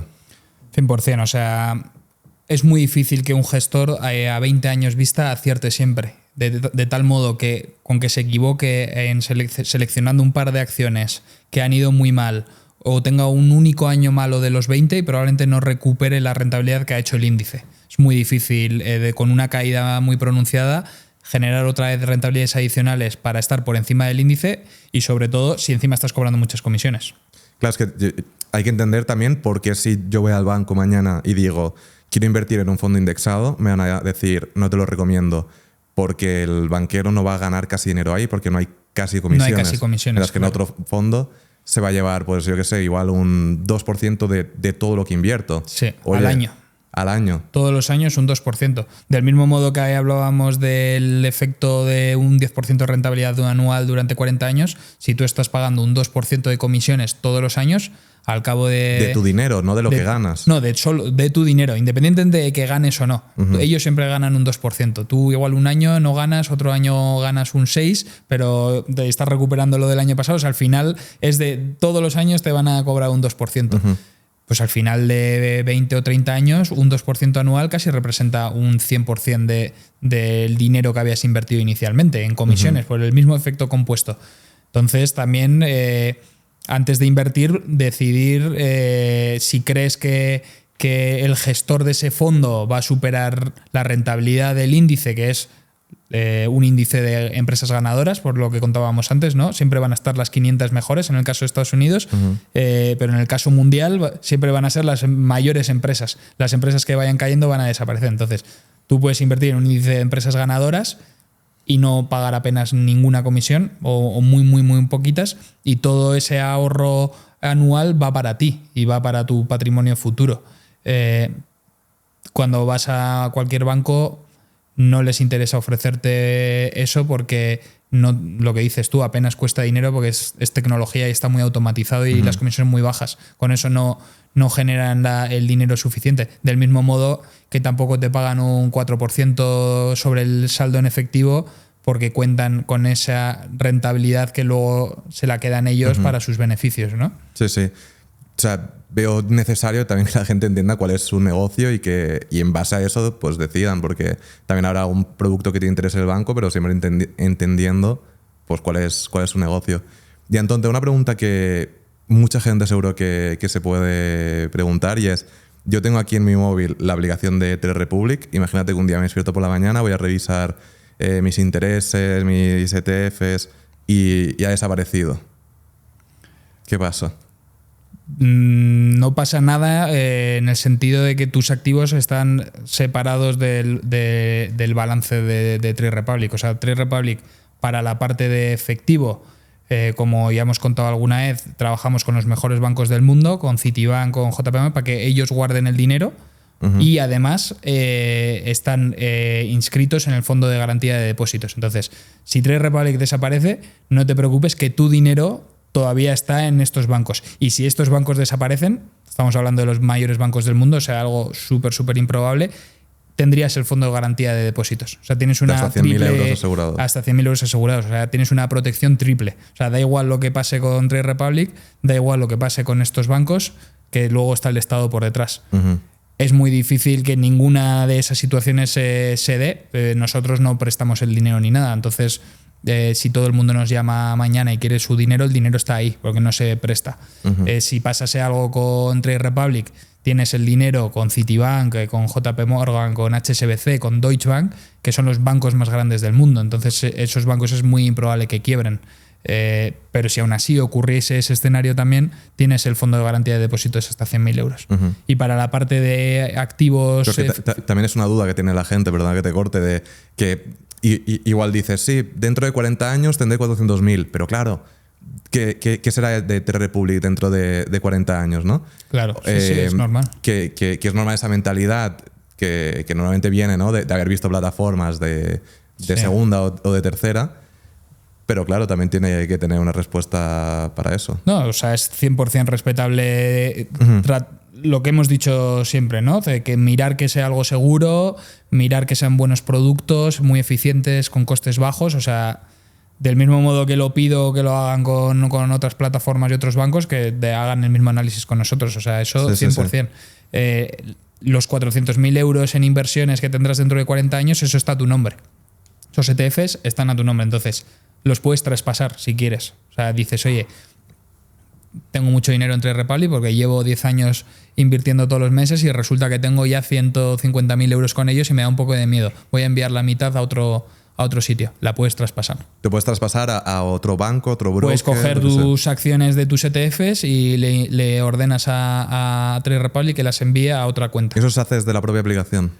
Puedes desde la propia aplicación descargar un formulario que lo rellenas y se lo das a Trade Republic diciéndole que mande el dinero a otro lado, o puedes ir al otro banco o a la otra plataforma y decirle, oye, esta es mi cuenta de valores en Trade Republic, estos son las acciones de estos ETFs que tengo ahí, diles que te las manden. Y se puede traspasar el dinero. Tarda un poco más que una transferencia porque está menos digitalizado ese proceso, no por nosotros, sino por todo el sector, pero tú puedes traspasar. Claro. Y no es el dinero como tal, son los activos. Son los activos, el ETF, acciones de Apple, lo que sea lo tengo en otro lado. Sí. Y si Trade Republic desaparece, tú sigues siendo el titular de las acciones de Apple o las acciones del ETF. Entonces simplemente tendrías que dar instrucciones de a dónde quieres mandar tus activos, porque esos activos están segregados. Eso es lo que deberían hacer todas las plataformas y yo creo que se hace porque la ley lo exige y los reguladores y supervisores están ahí para asegurarse de que esas cosas se hacen bien. Entonces, quiebre la plataforma que quiebre, los activos están a tu nombre, ¿no? Entonces, al final, que también es parte de mirar bien cómo estás invirtiendo, porque hay ocasiones en las que parece que estás invirtiendo en un activo, pero estás invirtiendo en un derivado del activo. Entonces, mirar bien con qué plataforma lo haces, pero en nuestro caso eres el titular de la acción y simplemente desaparecemos nosotros, la traspasas y ya está. Claro. Sí, eso también lo veo súper importante, entender en qué estás invirtiendo, ¿no? Sí. Porque van a haber plataformas que igual te van a ofrecer una acción cuando no es una acción, es un derivado de una acción. Sí. Entonces, ojo, cuidado, porque igual estás comprando otra cosa y te lo quieres enviar a otro broker y te dice no, que esto no es una acción, que esto es un derivado. Es un derivado, otro producto. Y otra cosa, Antón, que habéis sacado hace poco es una nueva opción para poder ahorrar gastando, ¿no? Que es como juntar dos conceptos distintos y creo que sin duda es interesante y te permite, ganar dinero haciendo algo que ya haces. Sí, o sea, nosotros al obtener la licencia bancaria, nuestra idea era lanzar más productos bancarios, ¿no? Y al final lo que empezamos a plantearnos es qué producto puede ser interesante para que la gente haga más uso del dinero que tiene con Trade Republic, pero sin perder la misión que tenemos de ayudar a la gente a ahorrar e invertir y sacar más partido a su dinero, ¿no? Llegamos a la conclusión de que la mejor manera de utilizar el dinero y la que necesitamos en muchos casos a veces es pues gastar, ¿no? Y lanzamos una tarjeta, pero no era una tarjeta, bueno, la tarjeta la tengo aquí, de hecho, no es una tarjeta al uso, sino que es la primera tarjeta que te permite ahorrar mientras gastas, ¿no? Uh-huh. Y está muy en línea con lo que nosotros decíamos de haz más con tu dinero, tener un porvenir financiero en el futuro, no dejes que se queden todo lo que puedes, todo el partido que puedes sacar a tu dinero. Entonces lanzamos este producto que te permite gastar, pero te devuelve un 1% de lo que gastes y te lo invierte. Uh-huh. Y te lo invierte en una acción, en un ETF de tu elección.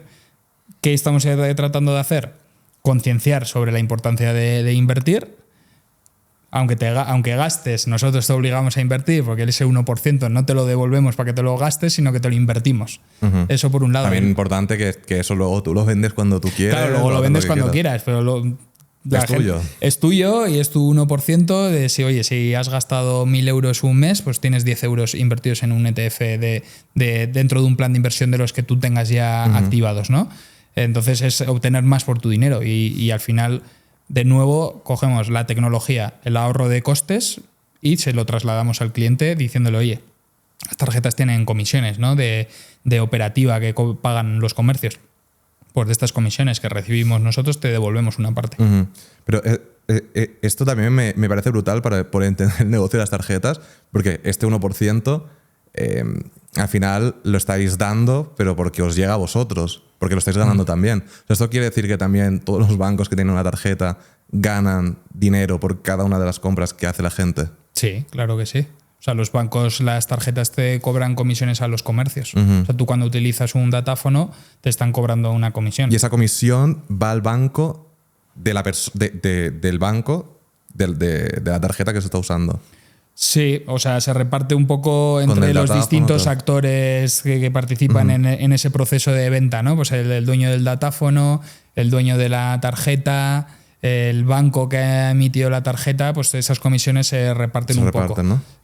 Nosotros utilizamos el 1% de SafeBack para incentivar que la gente invierta y obviamente les estamos trasladando una parte significativa del coste de cada transacción que le repercutimos al comercio, se lo estamos dando al cliente. Uh-huh. Entonces, para nosotros es un ejemplo más de lo que como empresa estamos dispuestos a hacer para que el cliente obtenga más de su dinero. O sea, es una apuesta agresiva que está muy claramente enfocada en el ahorro y la inversión y también es un mensaje, ¿no?, al público de, oye, no somos solo una plataforma para invertir, también puedes gastar, pero no por ello vamos a evitar que hagas el ejercicio de invertir, porque estamos uh-huh. comprometidos a que todo el mundo invierta y se aproveche de ello. Sí, me parece brutal y es muy americano, ¿no? Sí. Muy de American Express y tal, que es algo que nunca había llegado a España, o menos que yo sepa. Y, por ejemplo, estas semanas que he estado en Dubái grabando varios vídeos y tal, he estado utilizando la tarjeta de trade y al final, pues, oye, como que vas acumulando este dinero y yo lo tengo puesto, creo que se puede cambiar esto, el día 1 del mes recibes, en mi caso yo te he puesto un ETF del mundo, pues recibes esta cantidad de dinero en el ETF, ¿no?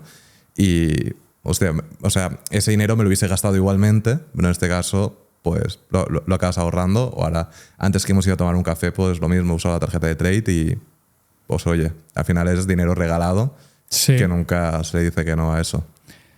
Y en este caso es una tarjeta de débito, además, que los beneficios de las tarjetas han venido históricamente vinculados a tarjetas de crédito, porque luego hacen mucho negocio cobrándote intereses y si no repagas al final de mes la tarjeta de crédito, te empiezan a cobrar intereses, entonces de ahí sacan el negocio de luego poder darte beneficios, o son tarjetas que están vinculadas a modelos de suscripción, de oye, tú me pagas 20 euros todos los meses y tu tarjeta tiene estos beneficios. En nuestro caso no tiene ninguna suscripción y es una tarjeta de débito, o sea, solo te gastas el dinero que tienes en la cuenta y que te quieras gastar, obviamente. Sí.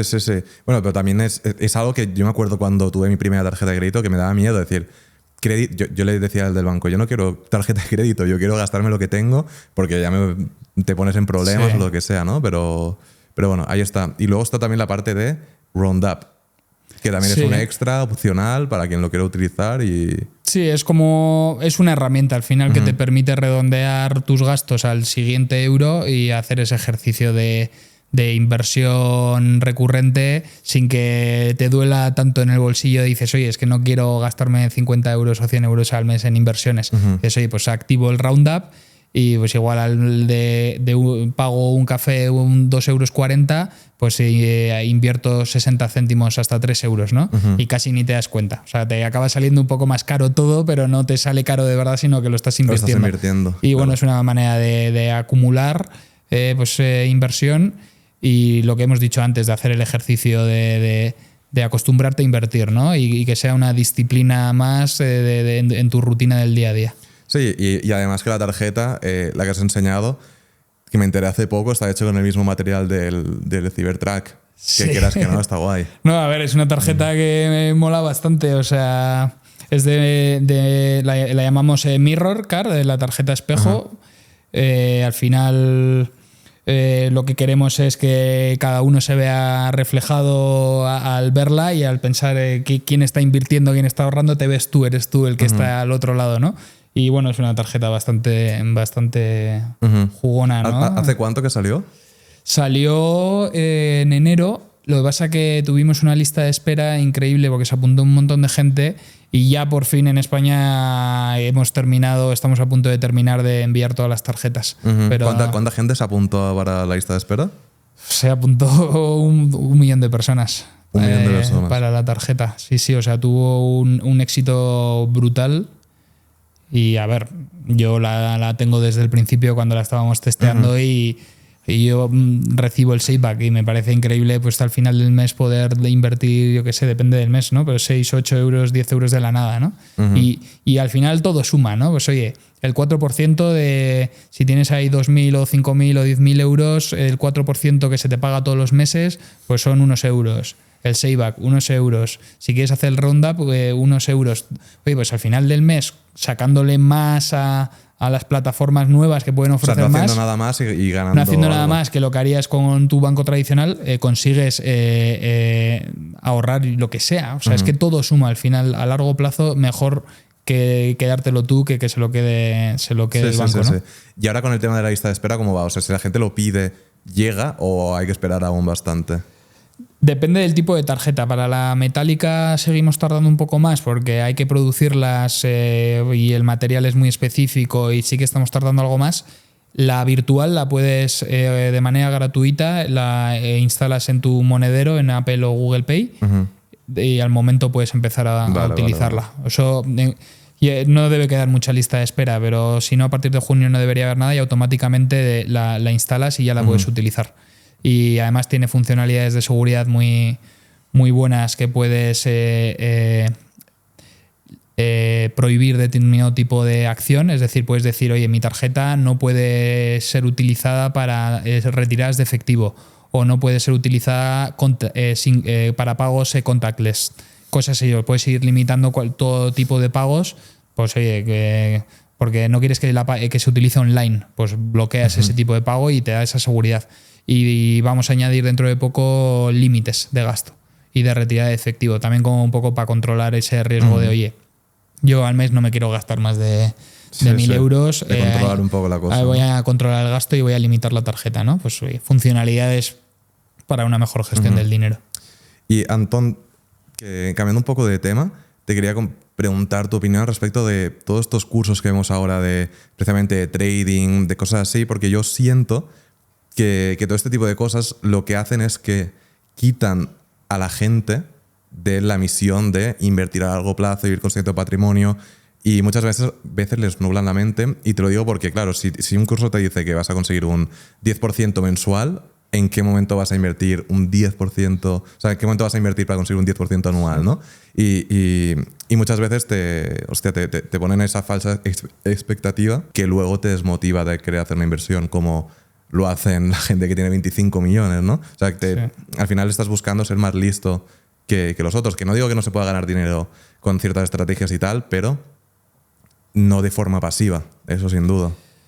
A ver, es muy complicado sin dedicarte a nivel profesional o dedicar todo tu día, invertir de tal modo que generes rentabilidades muy, muy superiores a la de la bolsa, ¿no? Es un poco lo que hablábamos antes de los gestores de fondos que no consiguen batir al índice y se dedican a eso, ¿sabes? Entonces, todos estos cursos que te ofrecen poder obtener un montón de rentabilidades, hay que tener mucho cuidado porque es muy, muy difícil acertar siempre. Y con que te equivoques una vez o dos veces en alguna acción, todo lo que has ganado con anterioridad, aunque te haya ido bien los primeros 6 meses, lo puedes acabar perdiendo todo, ¿no? Claro, porque eso muchas veces la gente no lo piensa, ¿no? Pero si tú con una inversión pierdes un 10%, para llegar al punto en el que estabas antes, no tiene que subir un 10%. Tiene que subir casi el doble. Exactamente. Sí. O sea, los errores se pagan. Sí, los errores se pagan.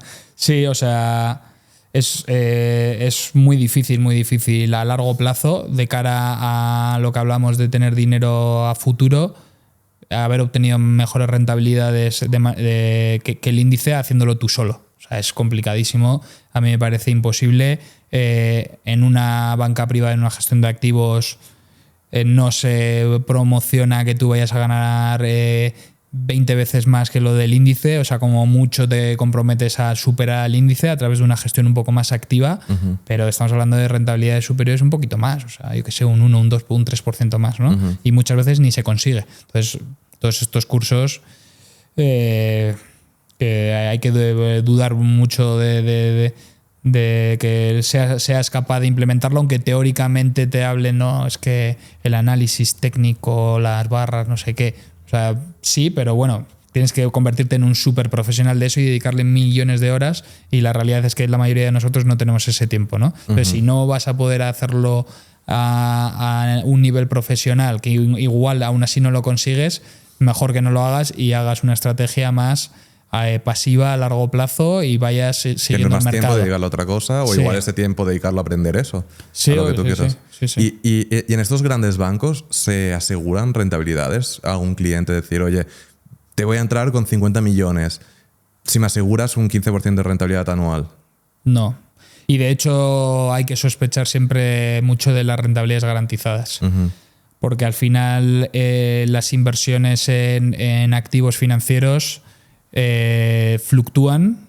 A largo plazo tú le puedes asegurar a una persona que históricamente esa rentabilidad está ahí y es lo más probable, pero existe una probabilidad de que no suceda. Incluso la bolsa americana en su conjunto, de aquí a 50 años, hay una posibilidad de que no aporte ninguna rentabilidad. Es una posibilidad muy extrema, ¿no?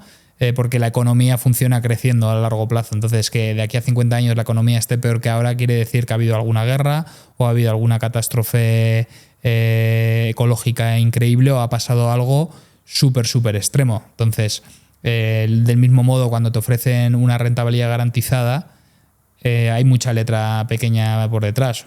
O realmente no está garantizada y te están intentando convencer para que traigas el dinero y luego puede haber problemas si salen por ahí, o realmente te están garantizando una rentabilidad a través de productos financieros, pero es una rentabilidad muy baja con respecto a lo que podrías haber obtenido si no te lo hubiesen garantizado. ¿Qué quiero decir?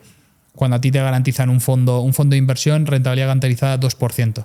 Lo que están haciendo es invertir en un bono de un estado al 5% de rentabilidad, que está casi garantizado, porque dices, oye, un bono español o un bono italiano que igual me paga el 4%, me van a devolver el dinero, ¿no? No creo que España vaya a quebrar de aquí a 5 años. Esa es la garantía que tú tienes de que obtener el dinero de vuelta. Pues cogen ese tipo de inversión y te cobran una comisión muy alta y compran un derivado que te asegura que si cae del 5 que te pueden pagar, si quiebra, te pueden pagar un 2%. Entonces, al final lo que hacen es decir, una inversión casi súper segura, compro un derivado que te da la garantía de que por lo menos te devuelvo tu dinero o una rentabilidad mínima y te meto una super comisión. Pero en realidad ya estabas invirtiendo ese dinero en un estado que casi seguro te va a devolver el dinero. Entonces, te está yendo mucha rentabilidad por garantizar una rentabilidad muy bajita, estás perdiendo mucho dinero de rentabilidad por esa falsa sensación de seguridad que oye, pues igual sí que quiebra España o quiebra Estados Unidos, pero es muy improbable. Lo vas a ¿no? pagar en comisiones, ¿no? Lo pagas en comisiones y con un riesgo tan improbable de que quiebre un país, ¿no? Que nunca ha quebrado. Sí. Al final, cuando se garantiza algo, es red flag porque o te están haciendo el lío o te están garantizando algo, pero pues estás haciendo el tonto porque... Sí, tienes un coste de oportunidad alto, o sea, el producto es bueno, o sea, los bancos ofrecen muchos productos garantizados por esa sensación de seguridad, pero tienen muchas comisiones y al final la seguridad ya la tenías porque el activo subyacente es bastante seguro. A mí me parece muy seguro comprar un bono del Estado alemán de aquí a 5 años. No creo que Alemania vaya a quebrar como gobierno o como país. Entonces, ahí puedo recibir un 3,5% anual. Por eso, voy a aceptar un 1% porque me aseguren el capital. Está casi asegurado. Sí, y creo que también es importante tratar el tema de los bonos, porque esto del 4% que ofrece Trade está muy bien, pero se ofrece porque el Banco Central lo ofrece, porque están altos los tipos de interés. Pero el objetivo y el roadmap es que los vayan bajando. Sí. Entonces, a medida que los van a ir bajando, va a ir bajando la rentabilidad que ofrece Trade y llegará un momento en el que dará menos rentabilidad. Sí, si bajan los tipos de interés en el Banco Central Europeo, las cuentas remuneradas de Trade y de todo el mundo. De Trade y de todo el mundo bajarán. O sea, los que no dan ninguna rentabilidad dejarán de ganar tanto porque han bajado y los que dan rentabilidad... Y te cobrarán por tener todo igual dinero. Te empiezan a cobrar otra vez la comisión de mantenimiento o lo que sea. Pero si baja el Banco Central Europeo, van a bajar. Lo que puede hacer la gente, que es a donde creo que quieres llegar, es eso. Tú te puedes comprar un bono que al final te aseguras una rentabilidad anual de un determinado importe durante la vida de ese bono, ¿no? Entonces, claro, que un bono es deuda. Estás comprando, estás prestándole dinero. Imagínate, coges el gobierno alemán y le dices, te presto 10.000 euros durante 10 años y tú me pagas el 4% al año. Entonces luego te devuelvo. Y luego te devuelvo al final tus 10.000 euros. Entonces, con la compra de bonos, tú puedes prácticamente asegurarte que te van a pagar un 4% durante los próximos X años por prestar el dinero y luego te devuelven el principal. Es como hacer un depósito a un muy largo plazo, de decir, oye, yo con un 4% me conformo, yo no quiero invertir en ETFs ni historias. Pues te compras un bono y te están pagando todos los años el 4% y ya te aseguras esa rentabilidad durante los próximos 5 o 10 años o lo que tú decidas. Sí. Hay bonos de todo tipo e incluso el bono lo puedes vender también. También se puede vender y lo puedes vender con beneficio porque si el bono aumenta de valor, ¿qué puede pasar? Porque en la vida de un bono pues puede que los tipos de interés bajen aún más, entonces tú puedes vender tu bono que te está pagando un 4%, la gente va a decir, oye, yo quiero tu bono que paga un 4%, entonces tú le dices, ya no te lo vendo por el precio de antes, te lo vendo por un poco más, porque paga más. Entonces puedes venderlo con beneficios también, o sea, son bastante líquidos. Entonces, también es una buena estrategia para protegerte en el momento en el que bajen los tipos, de decir, oye, quiero seguir teniendo intereses, no únicamente voy a tener cuentas remuneradas, tengo unos bonos porque sé que eso, pase lo que pase, voy a tener intereses. Te va dando intereses, es una buena Y eso manera. en función del país, cuanto más seguro es el país, menos interés. Y otro tipo de bono con más riesgo, pues te va a acabar pagando más. Eso es. Y cuanto más largo plazo normalmente te van pagando más, porque también te están pidiendo el dinero prestado durante más tiempo, ¿no? Y pues corres el riesgo de que por el camino el Banco Central Europeo pasen suba, cosas, ¿no? Baje, al gobierno le pase cualquier cosa, entonces también te pagan más cuanto más a largo plazo es el préstamo. Y Antón, ¿cuál es tu opinión con respecto a las criptomonedas? Bueno, yo creo que está claro que es un nuevo activo que tenemos que tener todos en nuestras carteras de inversión. Yo me centraría en las más grandes. O sea, ya se ha visto, ya no solo con el lanzamiento del ETF en Estados Unidos, ¿no? Que es como una validación de la industria de este activo que hasta hace nada denostaban, ¿sabes? Decían esto es fraude, tal, y ahora ya no, ahora de repente hacen un ETF y las gestoras más grandes del mundo lanzan esos ETFs. Pero además en Europa están creando leyes, ¿no? Para regularlo, entonces también la ley está dándole esa validez jurídica como tipo de activo. Yo no creo que habría que tener todo el dinero en criptomonedas, me parece una locura porque al final tienen una volatilidad brutal. Y no creo que nadie quiera ver que sus 10.000 euros un día valen 1.000, otro día valen 20.000, luego vuelven. O sea, no creo que sea el tipo de cartera que tienes que tener a largo plazo, pero yo sí que lo metería en un pequeño porcentaje en tus activos financieros que tengas ahorrados. Y del mismo modo que hablábamos de lo del ETF y olvidarte, tú puedes, de tus 50 euros de ahorro no tienes que elegir solo un ETF, puedes elegir varios. Incluso puedes elegir, con los planes de inversión que tenemos nosotros, invertir 10 euros en un ETF, 10 euros en una acción, 10 euros en el otro ETF de países emergentes y 10 euros en Bitcoin, por ejemplo. Y puedes hacer esa compra. Bonito. Y puedes hacer esa compra recurrente a largo plazo y olvidarte, ¿no? Y dices, oye, es que yo creo que Bitcoin a largo plazo va a valer, yo qué sé, 1.000.000 euros, no me lo quiero perder, tampoco quiero arriesgar todo mi dinero a día de hoy en esto, voy a ir construyendo ese hábito de invertir en Bitcoin 10 euros todos los meses y te creas el plan de ahorro y tal. Yo, bueno, estuve en un foro de inversión de criptomonedas el otro día y los tres que estábamos en el panel hablando decíamos que hay que tener criptomonedas en la cartera de inversión en un pequeño porcentaje. Y en tu caso, ¿cuál es tu portfolio de inversión? Yo no me complico mucho. También me compré una casa hace no mucho y tengo bastante dinero invertido ahí, que también lo veo como un ahorro, porque cada vez que pago la hipoteca, pues parte del pago de la hipoteca es ahorro, ¿no? Que estoy destinando a inmobiliario, pero luego invierto en bolsa global, le meto también un poco a mercados emergentes. Yo creo que siempre es interesante tener mercados emergentes. Un ETF de mercados emergentes. Sí, todo ETFs. ETF de bolsa mundial y luego le meto un poco más de peso a emergentes y ahora estoy empezando a meter, porque a largo plazo históricamente ha sido mucho más rentable que las empresas de gran capitalización, le estoy metiendo a las small caps en un ETF también. Y nada, y quiero empezar a construir mi porcentaje en Bitcoin y en Ethereum. Qué de bueno. Ir metiéndole a través de un plan de inversión.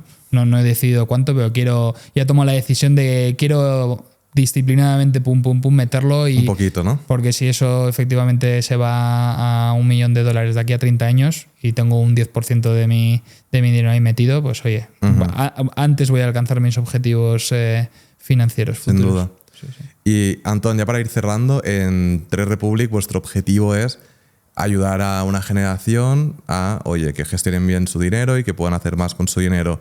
Lo estáis haciendo sin duda genial, pero ¿no creéis que sería también interesante ir a la raíz del problema? Porque la raíz del problema está en la educación, ¿no? Si nos explicasen desde pequeños cómo funciona todo, cómo funciona el dinero, cómo funcionan los bancos, como tal, pues llegarías al banco y te diría, no te doy nada, no te doy intereses. Le dirías, pues adiós, voy a otro banco, ¿no? A ver, a mí me encantaría, pero creo que como industria hemos perdido la confianza de la audiencia, ¿no? O de los clientes, en el sentido de que igual confían en nosotros como herramienta, pero como sector hay mucha desconfianza y ahora nosotros ponernos a hablar de educación financiera, que yo lo hago mucho pero me refiero ya a ir directamente al Ministerio de Educación.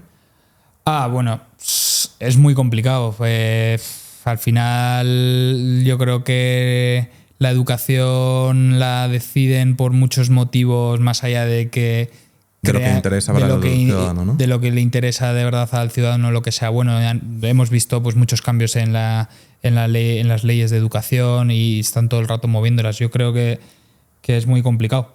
A mí me encantaría si me pidiesen que me involucraría de cabeza.